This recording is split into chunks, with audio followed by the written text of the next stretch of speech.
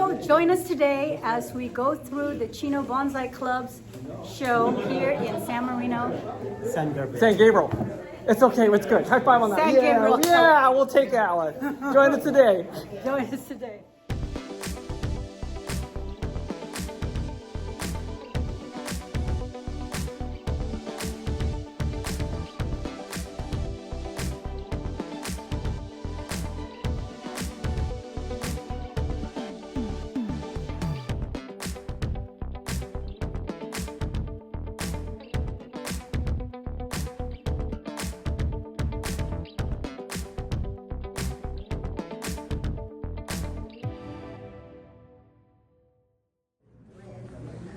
Well, welcome here to the Chino Bonsai Club show here in San Gabriel. This tree looks very familiar. It's a Rocky Mountain juniper. I think it's an identical tree from the last show in Garden Grove. Trees are pretty impressive here at the show today. So if you're in the neighborhood in San Gabriel, I'll leave the address in the description. It's today up to 6:30, and then tomorrow from 10 o'clock to about 3 o'clock. Here's a classic David and June tree. It's a California juniper with an impressive twist with really a gorgeous deadwood. The apex is kind of impressive. It actually folds across that backside and then kind of loops into the front. It's one of my favorite trees. Love to see this tree every single time I have a chance. Here's another classic David Nguy and June tree. That's the other one with a lovely, I think this is a logo tree that they have. Again, it's still original foliage if you look carefully. I do really respect the artist that goes back to keep its original foliage. I think it just keeps it in its original form. Nothing against people grafting, but still, I think I just like the original foliage. Here is a Chishu, Shimpaku, and it's a memory for Benoki. Must be one of his trees. Of course, nothing would be complete without some Suisekis. This is a, I think that's from like a Death Valley stone, looking at some of that striation. This is a really cool chrysanthemum stone, and that's for memory of John Naka. Here's in memory of Master Ted Iwaki. That's kind of cool. Look at that, the striation on that type of stone. Here's a Suiseki. That's probably from Master, of course, Frank Goya. That's a really old tree.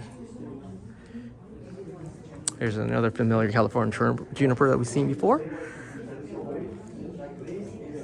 Again, just awesome kind of the positioning of that tree. I'm gonna turn around here. Okay, so this is the aisleway. It's really tight. I think most clubs are coming to realizations that some of our venues are not available during or coming back to in-person type of shows here. I'm zoomed out as much as I can. These are really big trees, so I'm trying to get as best I can. That's a California juniper with a large blade there, really well padded. So with original foliage. I'm gonna go down there. Here is a Chinese elm. Really cool tree. One of the rare deciduous on display. Most of the trees are California junipers. I think it's on purpose. Here's another California juniper, almost in a chokan style, or what we call a formal upright. So it has kind of the original trunk, and with original foliage. And it's really unusual to see a California juniper with a straight trunk. Most of them have like some type of twist or a kink into it, and these are pretty hard to come by, especially if you're collecting trees. Here's a really impressive Percumin Nana. Nana is usually the smaller. This is a big tree I'm talking about. This is a good 3.5 foot tall tree. Look at some of this foliage. It's just mature foliage. Really awesome looking tree. it's different. You know, in a sea of California junipers, it's nice to have some type of different texture to the foliage. I'll come back to that side. Here's a really impressive tree. I actually enjoy this tree. Couple of features that really stand out is that blade to that left, that massive twist, that almost at 90, almost 180-degree bend right there. And then again, almost this 180 bend. So the live vein is in the front, and then they bend it right back here to put most of that foliage front there. Of course, they have this wispy end on the side, which is kind of cool. One of my favorite trees so far. I'm gonna turn around. Actually, here, this gentleman left. Let me do some more commentary on this side. Here is a grafted. It's probably been grafted. It is a Kishu Shimpaku. It does look grafted in a couple spots. Some of the main branches. Still really good looking tree. Here is a California juniper. If you didn't know, I think the Chino Club really focuses on that species. You know, David and June. David was known as Mr. California #2, juniper #2 here, next to Harry Harrell. I think he was kind of inspired through him. Here is a California juniper that's been grafted with a Itaogawa foliage. Really nice canopy. Really been padded out. There's a little blue tape back there. I'm not sure what that blue tape's for. I think we've seen this California before also. Nicely. Most Californias look like this. I mean, they have that major twist. Again, I'm zoomed out as much as I can. So scale-wise, these are really big trees. Iowa is about 4 or 5 feet across, so it's really narrow, especially with big trees. It's hard to get scale. And that's something with venues, it's hard. Here is a black pine, Japanese black pine. It's really old. You can see by the barkage. It's not as flaky as some older ones, but it's an old tree still. And there's a needle-wise, they're very uniform, and that's kind of hard things about black pine. Is really getting that short needles, but they're all uniform. It doesn't look like you actually cut the needles, and of course, these are uncut needles, and you actually see the tips of the needles. I think this is one of the last big trees on this aisleway. This thing is like 3.5, almost 4. It's like a little man-child here. Really big deadwood on the left side, really big. Live vein right down the middle. Original foliage, it's scaled perfectly.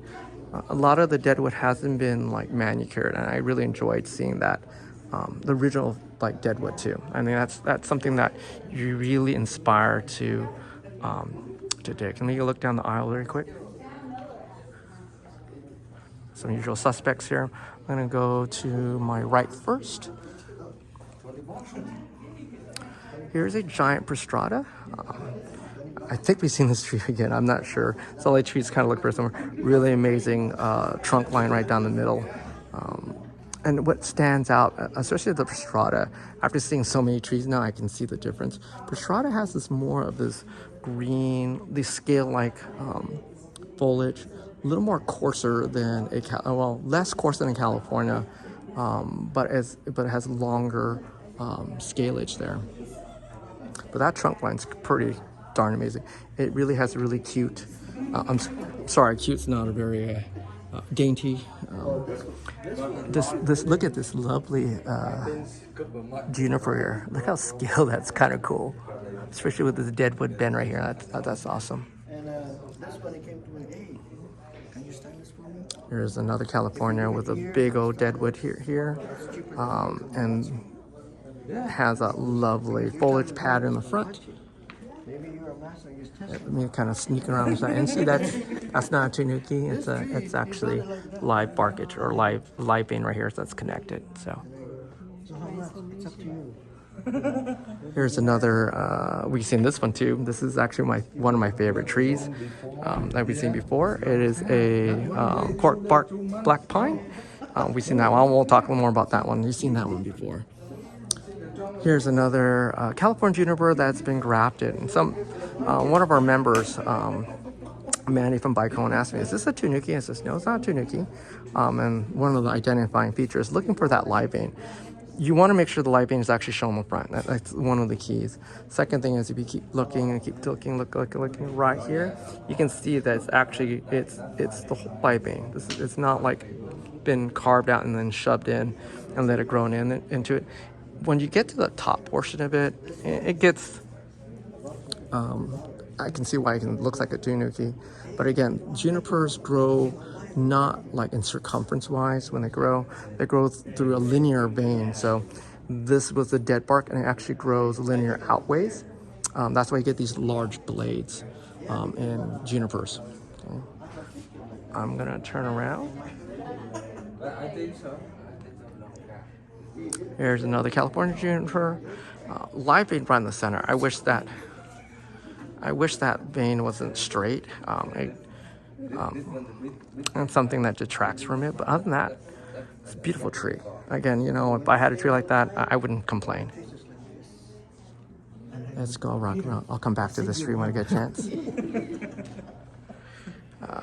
Here's a 1C juniper. And we talked to Tom Bong last time about 1C juniper, and what's really impressive is really that deadwood. So look at this deadwood, really original deadwood, this amazing twist. Foliage is much more compact. As Tom said, it's a harder tree, or the deadwood is much denser, I think he's trying to express. Here's another California juniper. You've seen a lot of California junipers per this scale, which is that's actually the whole tree. Usually when you dig, you actually dig. Usually it grows in a clump, and you're going to grab one of the fins on the outer rim. This is like a center tree. So someone actually took some time to dig this tree out. Really nice, multiple trunks, apex on the top. Kind of looks like a banyan tree. Pretty tough to do, especially with a California juniper. So we've seen these trees before. And go down the center here.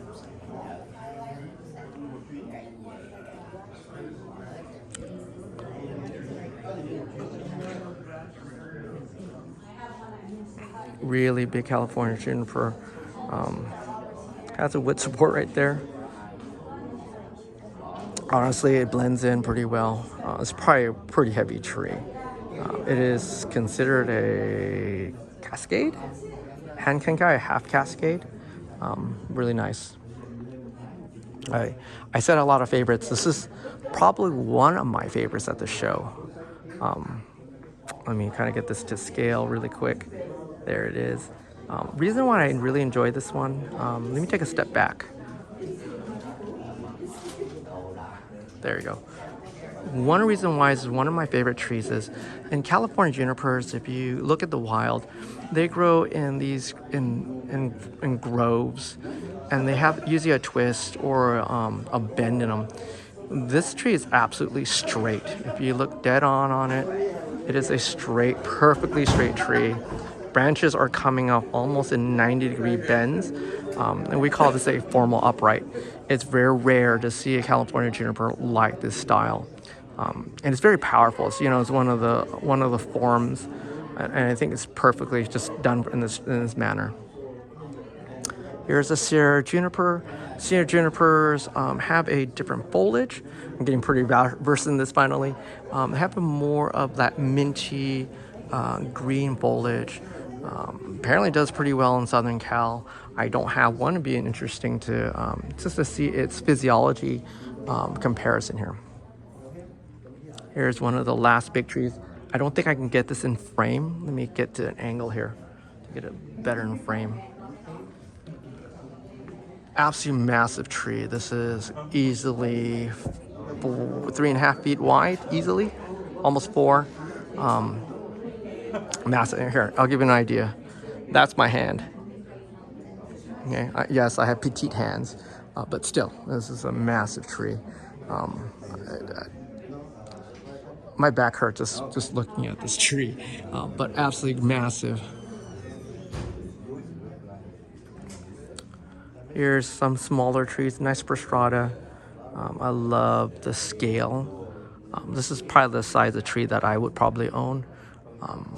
Just beautiful, you know, overall. You can 360, especially when you're having these pedestals out here like this, you're letting the audience view it 360 at your will. Here's a beautiful Itagawa Shimpaku, really well manicured. You can see the dead wood, some shari right down the middle there. It's just well done. Okay.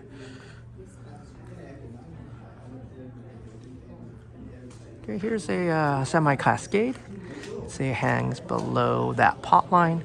Really well foliage, kind of compact here. Nicely done.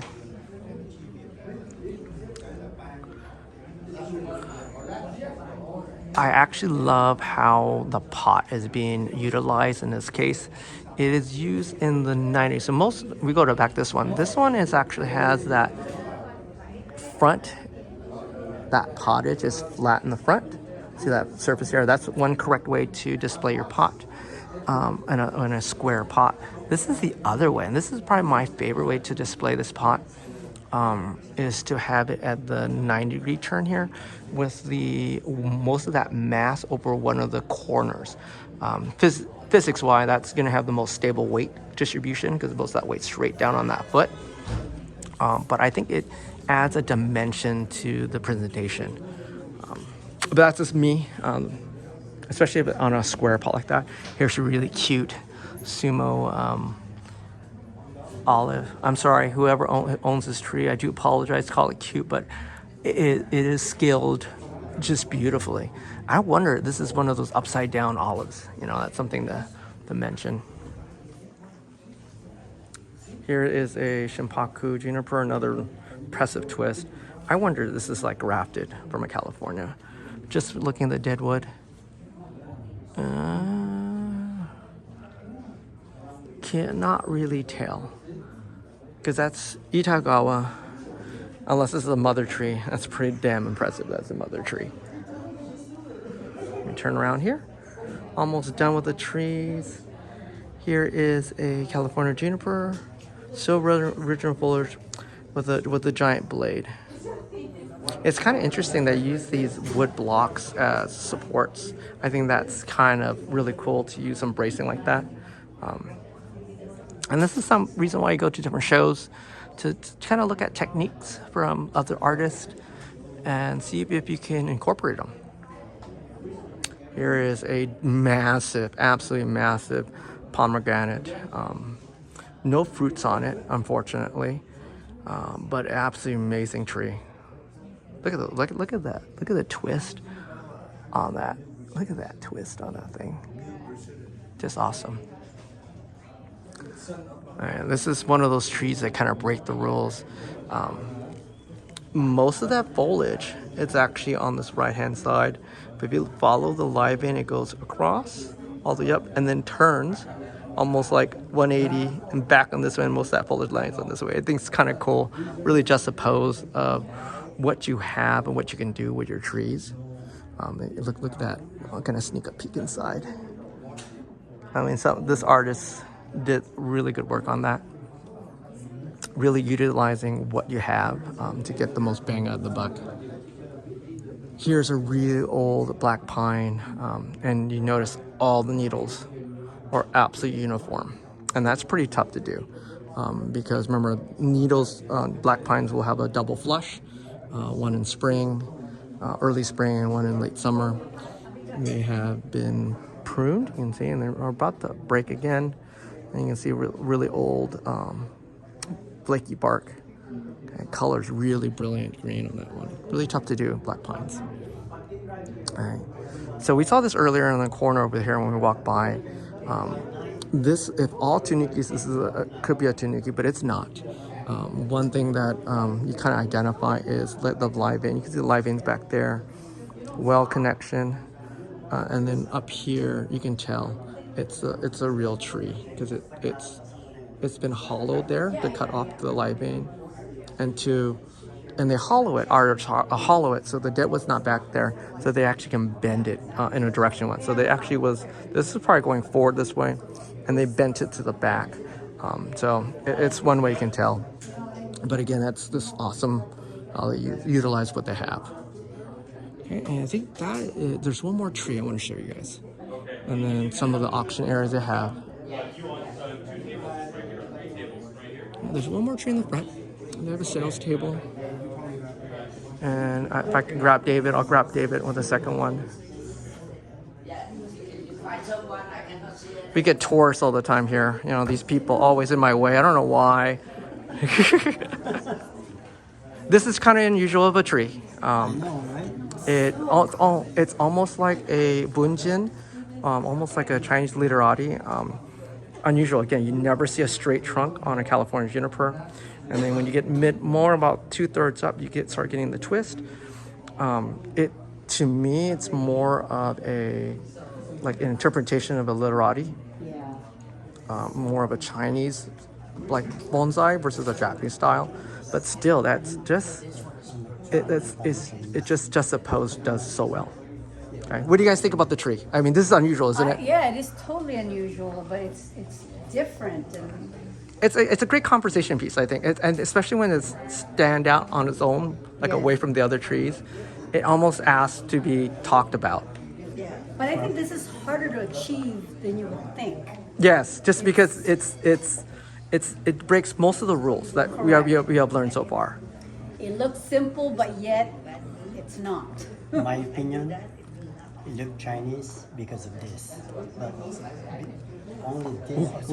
Only this. You didn't see that, people. You didn't see that. Only this. Without this, it's beautiful tree. I think it's unusual. I think it's well done. I love it. I love it. It's different, you know? You like don't this have style. to conform all the time. Yeah, it's something that, you know, it's the straight line Yes. with the paddage. It doesn't make sense, but it works with this tree. It totally does work with this tree. All right, let me skip around here really quick. Here's their, they do have a quick bender area. And a quick bender area, and they just kind of run in here. And so if you're looking for supplies, they have some. Okay, some pots and some trees here. And of course they have, they do have a silent raffle going on. I can just speed through it really quick. They have another sales area in the back. So that's here's our silent auction for tonight. I'm gonna walk you through that.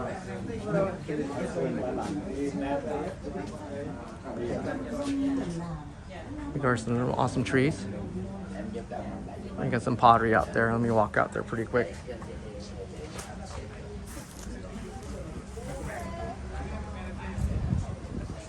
How you doing?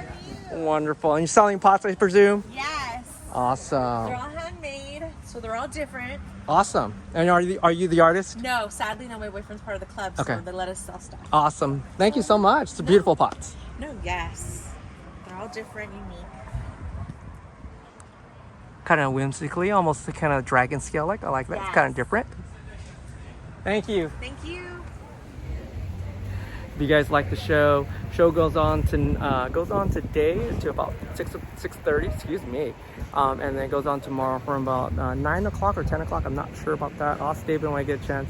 And ends about 3:30 tomorrow. That's Sunday. So that's October 1st and 2nd. So if you guys like the video, leave a comment, and then tell me what you guys want to see next. I'm actually going to be at the yard sale tomorrow, so you might see me again tomorrow. Different shirt. I'll guarantee you a different shirt. And if not, I'll see you guys in Santanella. See you guys later. Bye-bye.